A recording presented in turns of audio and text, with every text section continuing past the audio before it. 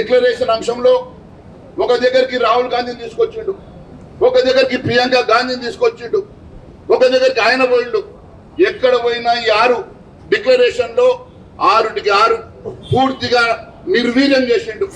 ఏ ఒక్క దానికి కూడా చట్టబద్ధత చేయలేదు.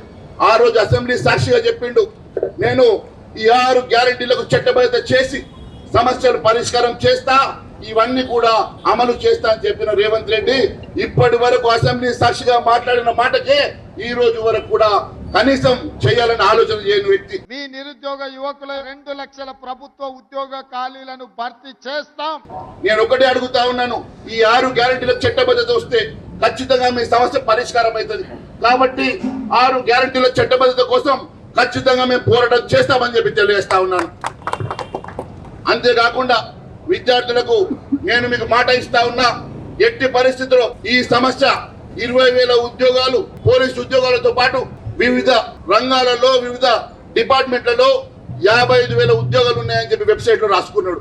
ఆ వెబ్సైట్ ప్రకారం 55,000 మందికి ఉద్యోగాలు ఇచ్చే వరకు, నోటిఫికేషన్లు ఇచ్చే వరకు, మీరు ఒప్పుకున్నట్టు 2 లక్షల ఉద్యోగాలు నోటిఫికేషన్ ఇచ్చే వరకు ఖచ్చితంగా మీ వెంట భారతీయ జనతా పార్టీ అండగా ఉంటుందని మీ అందరికీ నేను మాటిస్తా ఉన్నాను.